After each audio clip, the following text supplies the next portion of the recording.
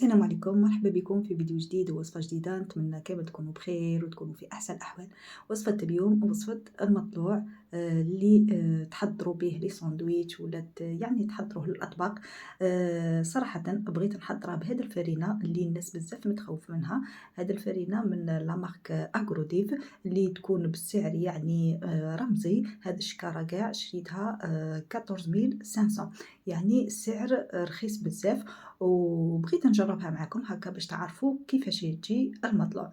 هنا ديت منها 3 تاع لي بول تاع فرينه، زدت عليها مغرف كبيره تاع خماره، زدت عليها نص مغرف صغيره تاع سكر.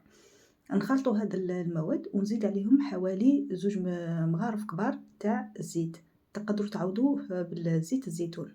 هنا نحاول نعبر لكم الماء، الغرفيه الاولى تاع ماء يكون شويه دافي، ونبدا نجمع في العجينه. العجينه لازم تكون هنايا شويه خفيفه، ما تطلقوهاش بزاف وما تكونش يعني قاصحه. يعني غادي نشوف نعبر لكم، نحاول نعطيكم الكميه المضبوطه تاع الماء. زدت النصف الغرفيه الزوجه وراني نضيف بشويه.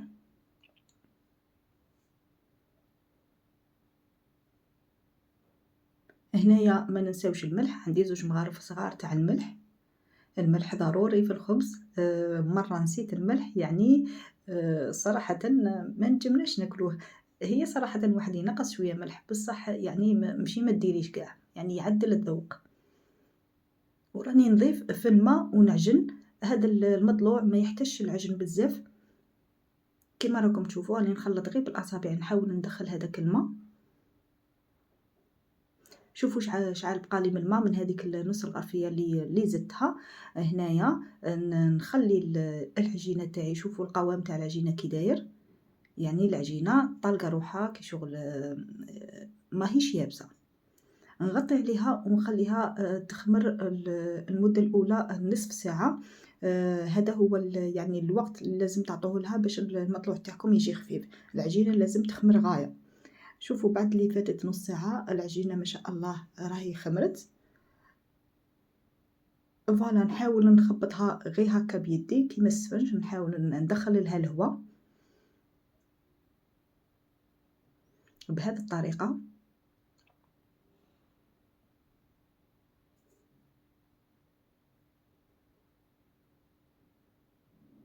فوالا يعني نخبطها واحد حوالي دقيقة هكا غير باليد، ونعاود نغطي عليها ونخليها تخمر هذه المرة الثانية لمدة 20 دقيقة. بعد اللي فاتت 20 دقيقة شوفوا العجينة راهي يعني تعجنت بوحدها. هذاك الخمول اللي نخلوه تخمر 2 مرات هو اللي يعجن لنا العجينة والمطلوع تاعنا يجي خفيف. هنايا درت طورشون يكون نظيف، درت عليه شوية سميد. وهنا نحاول نقرص المطلوع تاعي. بغيتوهم خبيزات كبار ديروهم خبيزات كبار 2 مطلوعات، بغيتوهم صغار انا صراحة بغيت ندير بهم سبيسيال بالمطلوع، لهذا يعني راني درت خبيزات شويه صغار. تقدروا تصغروهم اقل من هذا، يعني انا درتهم شويه كبار. عفوا. ما تخافوش من العجينه راهي طريه، هي غير تبدو ترمدوا فيها بالسميد غادي تقدب روحها. نخلوهم يرتاحوا غير واحد شويه ونبدو نقرصوا فيهم بهذه الطريقه، يعني ما يكونوش خشن وما يكونوش رقاق بزاف.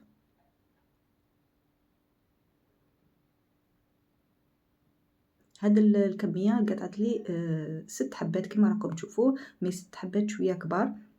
راكم تشوفوا شويه كبار، ما راش هذاك المطلوع كاع صغير. نغطي عليه ونخليه يخمر، يعني ما خلوش يخمر حتى لي يفيض له الخمور. واحد 10 دقائق حتى 15 دقيقه، لو طون اللي ندير الطاجين تاعي يسخن. سخنوا الطاجين تاعكم، تبغوا طيبوا على تاع الطين ولا على تاع الحديد. ليسونسيال يكون على نار متوسطه ويكون حامي، ما يكونش الطاجين بارد. نحط المطلوعات تاعي بهذه الطريقه كما راكم تشوفوا ونطيبه يعني على جهتين.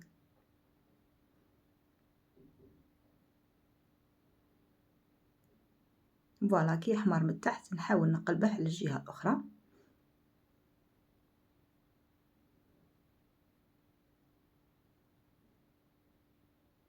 أنا صراحةً أول مرة نخدم بهاد الفرينة، على هاديك بغيت نتقاسمها معاكم ونمد لكم رأيي بصراحة عليها.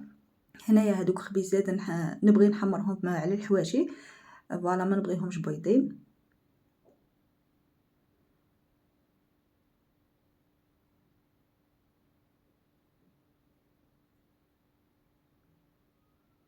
وتشوفوا معنا في الأخير شوفوا المطلوع تاعنا اللي جا ما شاء الله. هاد الفرينة يعني روعة، يعني جرّبت بها هذا المطلوع وجا ما شاء الله مطلوع خفيف، خفيف، خفيف، واش نقول لكم صراحةً عجبتني بزاف.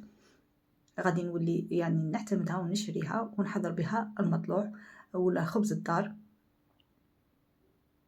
شوفوا كي جا خفيف ما شاء الله.